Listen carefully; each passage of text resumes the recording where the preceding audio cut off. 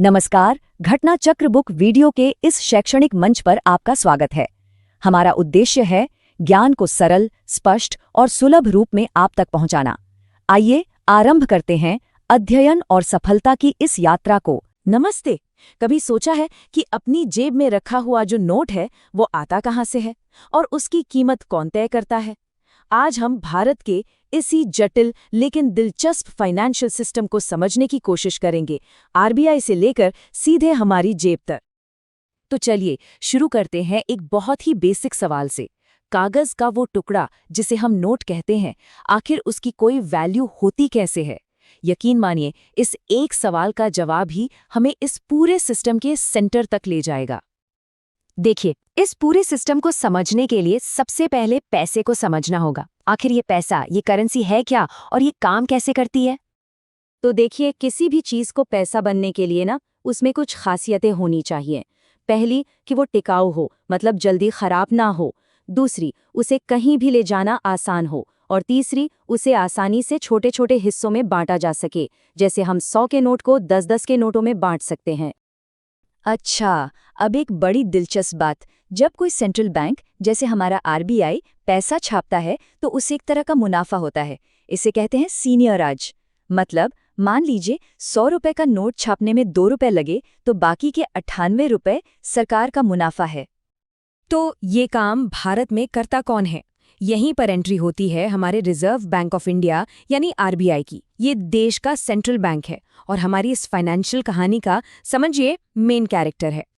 तो फिर monetary policy यानी मौद्रिक नीति के मामलों में कमान किसके हाथ में होती है? ये जिम्मेदारी होती है आरबीआई गवर्नर की, जो मॉनेटरी पॉलिसी कमेटी मतलब एमपीसी को हेड करते हैं। देश की आर्थिक दिशा तय करने में इनका सबसे अहम रोल होता है। आरबीआई की कहानी भी काफी इंटरेस्टिंग है। इसकी स्थापना हुई थी 1935 में कलकत्ता में, जो उस वक्त का कमर्शियल हब हुआ करता था। लेकिन फिर 1937 में इसका central office permanently Mumbai shift कर दिया गया। चलिए अब देखते हैं कि आरबीआई इकोनॉमी को मैनेज करने और महंगाई को काबू में रखने के लिए अपने पिटारे से कौन-कौन से खास टूल्स इस्तेमाल करता है। पहला टूल है कैश रिजर्व रेशियो यानी CRR। इसे आप ऐसे समझिए कि ये बैंकों के लिए एक कंपल्सरी सेविंग्स अकाउंट जैसा है। हर कमर्शियल बैंक को अपने टोटल डिपॉजिट का एक तय हिस्सा कैश के रूप में आरबीआई के पास रखना ही पड़ता है। इससे मार्केट में कैश फ्लो कंट्रोल होता है। अगला जरूरी टूल है बैंक रेट। ये वो ब्याज दर है जिस पर आरबीआई दूसरे बैंकों को कर्ज देता है। जब आरबीआई इस रेट को बढ़ाता है तो बैंकों के लिए कर्ज लेना महंगा हो जाता है और फिर वो भी आगे लोन महंगा कर देते हैं। इस तरह से ये इकोनॉमी में मनी सप्लाई को कंट्रोल करता है। और फिर आते हैं ओपन मार्केट ऑपरेशंस यानी OMO। इसमें आरबीआई सरकारी बॉन्ड्स या सिक्योरिटीज को खरीदता और बेचता है। जब आरबीआई इन्हें खरीदता है तो सिस्टम में पैसा डालता है और जब बेचता है तो पैसा सोख लेता है। ये मनी सप्लाई कंट्रोल करने का एक बहुत पावरफुल तरीका है। तो इन सब औजारों का मकसद क्या है? एक ही, महंगाई को काबू में रखना। 2016 से आरबीआई का ऑफिशियल टारगेट रहा है कि महंगाई दर को 4% के आसपास रखा जाए। हाँ, इसमें 2% ऊपर या नीचे जाने की गुंजाइश होती है। आरबीआई तो हो गया रेगुलेटर, लेकिन ग्राउंड पर पैसे का लेन देन कौन करता है? यहाँ पर आते हैं कमर्शियल बैंक्स, जो हमारी इकोनॉमी की धमनियों की तरह काम करते हैं। कमर्शियल बैंकों का सबसे बड़ा काम क्या है? उनका काम है लोन देकर और डिपॉजिट लेकर इकोनॉमी के पहिए को घुमाते रहना। असल में देश की आर्थिक ग्रोथ और डेवलपमेंट को यही बैंक बढ़ावा देते हैं।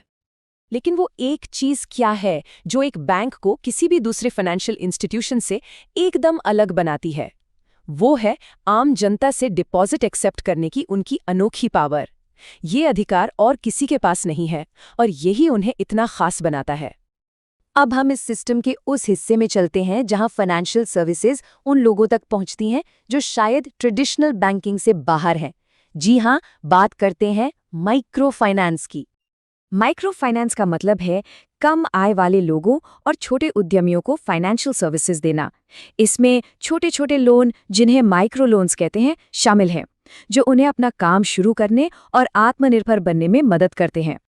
और हाँ, ये मत सोचिएगा कि आरबीआई का कंट्रोल सिर्फ बड़े बैंकों तक ही है।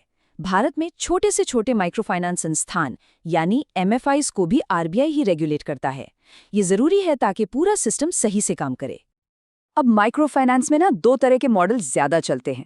एक है सेल्फ हेल्प ग्रुप्स मतलब SHGs और दूसरे हैं माइक्रो फाइनेंस इंस्टीट्यूशंस यानी MFIs। SHGs छोटे लोकल ग्रुप्स होते हैं जो अपनी बचत से एक दूसरे की मदद करते हैं।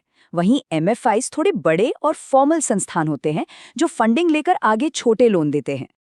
और आज के ज़माने में टेक्नोलॉजी, खासकर मोबाइल बैंकिंग, इस पूरे सीन को बदल रही है।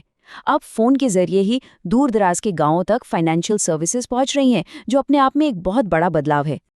तो ये पूरी कहानी हमें एक बहुत ज़रूरी सवाल पर लाकर खड़ा करती है।